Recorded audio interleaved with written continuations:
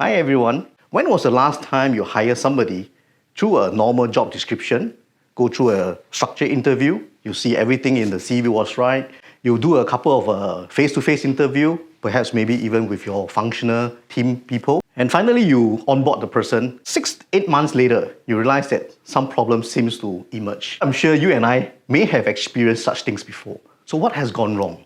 And now you are back into the hiring again. Today, I'd like to share with you, not from a HR expert point of view, but from a practitioner point of view. So in this couple of 10 to 15 minutes, I'd just like to share with you on how we have transformed from a job description hiring technique to one that of a success profile hiring. Hi, my name is Felix Lian, Regional Managing Director of LINGO Singapore. I'm really honored and glad to be here today just to share with you from a practitioner point of view. LINGO is actually a German company that lasted since 126 years ago. We manufacture high-quality abrasive that is used in industrial manufacturing, construction, and metal fabrication or wood furniture fabrication.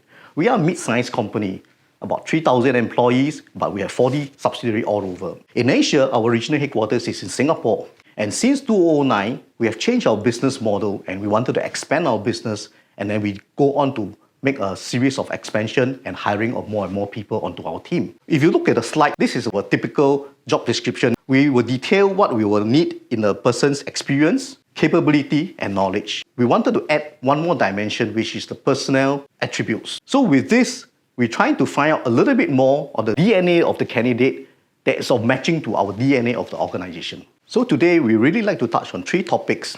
First, being knowing the attributes of the candidates. What do you mean by knowing the attributes? What we really want to know is to find out the DNA of this person, and is it matching to uniquely your organization DNA? And number 2, we will talk about the concern of such profile hiring. What can possible problem emerge from such a way of hiring? And number 3, we'll talk about how can you transform your current job description hiring to one that offers success profiling.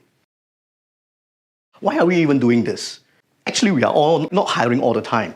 For myself, we hope that I don't have to hire all the time. That means we are not very well trained in hiring as well. So let's just face it, we don't do this on a day-to-day basis. So how can we be competent on it? But there are ways, there are help. And we want to do it right for the first time. And that's exactly why we are having this session today. First of all, we have to recognize that past performance is no guarantee of future result. Just like stocks, what has been performing very well may not continue to perform in future. A candidate who have done well in the past may not necessarily do the same in your organization. So we have to recognize that. Number 2, knowing me and knowing you. We need to map the strength of this person vis-a-vis the strength and weakness of your organization. Not only the organization's strength and weakness, but also its culture. And last but not least, the above the line and below the line. What do I mean by that? What you can really see very obvious is a person's work experience. You can almost detail, in his resume, how many years he has worked in this function and how many years he has worked in another function. And the knowledge that he has, whether he has a degree in this, a professional certification in that, and the capabilities. But what is really hidden below the line is the personnel traits. Is he able to work under pressure? Is he able to communicate well with people within your organization? What is your organization culture that may be in conflict with his personal views or values? So in this instance, we also want to find out what is underneath, what is the DNA deep inside the person. How do we do it in LINGO Singapore? We look among all our sales people and we find out who are the top sales performers across the region. We get the top sales performer to come to our Singapore office and we try to find out from them what traits make them successful. Make sure that it's not in a way of assessment, but as also in a form of a motivator to recognize them being a top performer, and we want to replicate these traits among the rest of the people. Put them through a profiling exercise by a third-party qualified person. Let's face it, we don't have such knowledge. It's a special skill that we need to put forth in order for us to draw out the personnel trait. So do invest in a good qualified person to be able to do this correctly. In a non-threatening environment, we extract some commonalities and classify under our LINGO desire trait. What are the traits that make them excel under our LINGO operating environment? Be it our competitive landscape, our people that work with them, and also even our product and our system. We have interviewed the top sales performer among the 3 different regions. One from Singapore, and one from Thailand, and one from Vietnam. Why do we need to do this? We want to make sure that we get enough data across the region to find out what are these common traits among Klingspor that will make them a successful salesperson under the setting of our company objective and our company's strength and weakness, our culture, and even the competitive landscape. With these 4 different settings, why our people, or these 3 people, are able to rise above the rest and become a top performer. We really want to find out what are these desired traits that make them successful. Klingspor, we have a new business model since 2009 in the Southeast Asia region. We are a fast-growing organization within a very fast-changing environment as well. And we are selling a high-quality and high-value product. And what kind of ideal candidate fit into this environment and this operating culture? We found out that, number 1, the salesperson need to be open to new ideas and take risks, and able to initiate actions as well. They must be on the self-driven mode and need not have to take instruction from their superior all the time. They do a lot of self-reflection as well. Interestingly, we realized that a good salesperson need not have to be an extrovert. In fact, to a certain extent, they need to do some self-reflection and how to improve things within their own aspect. They need to have a growth mindset. Because we are a growing organization, we want to expand our business. So the person cannot be contented with just of what they are doing. They need to be able to move beyond their own boundaries as well. So the growth mindset is important to us. And we also found in this assessment, this person needs to have a high life purpose. It transcends beyond themselves. There must be a certain level of empathy beyond their own sales objective. They need to understand in a big frame of things how his work can benefit mankind maybe, or even to help other people. Last but not least, he or she needs to be a strong role model as well. Surprisingly, we found that a person who is in being the first born in the family usually exhibit some strong characteristic of leadership. So strong role model is also one of our desired traits within our Klingspor operating environment for successful salespeople. So now as a recap, what we are looking for is above the line is really the work experience. You still need to have the relevant work experience that's related to your industry. Of course, you need to have the knowledge and the capability to be able to do the job. And that is really defined by the job description. For the personal attributes, we are looking for what sort of traits and profile that will excel within our own organization.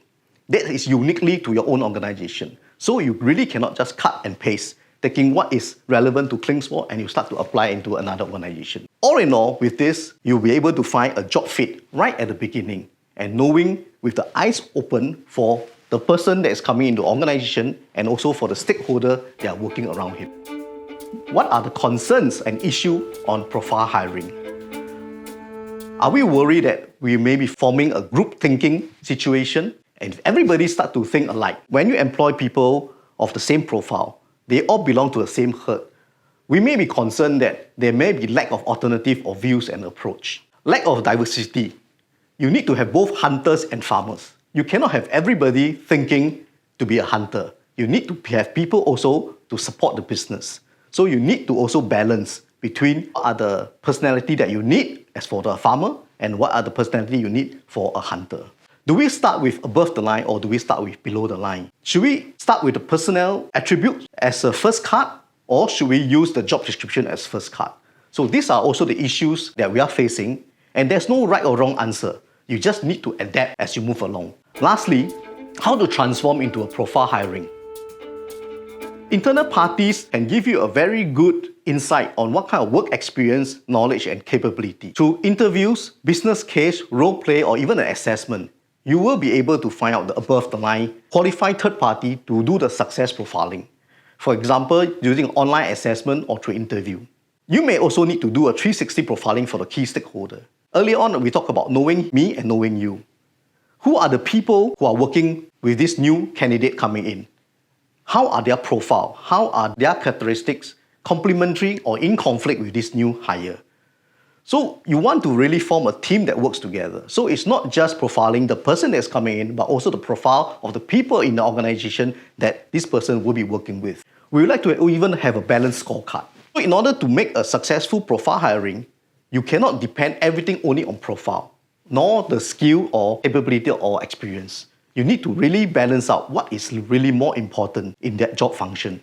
with all this in mind, we just really want to know and manage what can be a possible conflict ahead. So like I mentioned again, coming in with your eyes open, knowing that this person may have a problem in this situation, and you try to nip the problem before it becomes one. This is what we are really trying to achieve. So before we move on to our last conclusion slide, I'd like to share with all of us a real case example that happened in our organization. Some years ago, we are required to hire a manager. So likewise, we did our job description, we penned down what is required in terms of skill, capability, and experience. And also, we wanted to do a success profiling. So when we send out our requirement to recruitment companies and also to job portals, we get tons of applications. We vet through according to our requirements, and then we shortlisted a couple of guys for interview. Similarly, I started off with above the line. That is to say, the hiring manager go through the interview first. And when it passed my first round, and I will send it to the organization psychologist to do the personnel assessment. So everything went well. This candidate did very well in our first round, which meets all my skill requirement and the capability and experience. A little bit because I see a lot of me in him. But during the personnel assessment, we realized that he has some issues on conflict management. Also could have some issue being assertive in area when he is required to. But however, we decided to take the risk and put him on board and hope that we can manage this. And indeed, 6 and 8 months when he was on the job, we found that he began to break down and even have some issues, be able to make decisions decisively. And whenever there's a conflict, he will choose to not take any stand. And this is a problem in his position where we require him to do so. And eventually, he will not be able to perform to his performance KPI, and he chose to resign. So in this really real story, we realize that even though you may have a success profiling element introduced into your hiring process, you really have to take faith into it. Which means, if you believe in this process, you have to act upon it. If this is a real problem with the personality traits, and this is important in the job, do not ignore it. Otherwise, you'll be a problem yourself and also for that person. So lastly, I just like to say again, this is a dynamic process and need constant adaptation to not only to the environment, but to also to stakeholders. People changed. So as we move along, we have to make sure that we move together in tandem. And it helps to use a third-party qualified person to do a non-biased and objective views. A trained qualified organization psychologist will help you identify the personal trait below the line, which means sometimes it's not easy to see that during a short 1 or 2 hours interview. Hire fast versus hire right. Do we want to fill the position as quickly as we want? Or we want to find the right person even though it takes us months? I guess the answer is in your head right now. You do not want to repeat the process over and over again. So in conclusion, I'm really happy just to share with you what Klingsor has gone through in the past 3 to 4 years, how we have transformed ourselves from a job description hiring to one that offers success profile hiring. Thank you very much for your time in watching this video. I hope you have enjoyed it as much as I had. Please leave us any comments or any questions that you may have. Thank you very much. Trust you've enjoyed the presentation. Do check out the handouts and flyers here, download them, and don't forget to join the discussion by leaving us your comments and your questions, and our speakers will be getting back to you with the answers.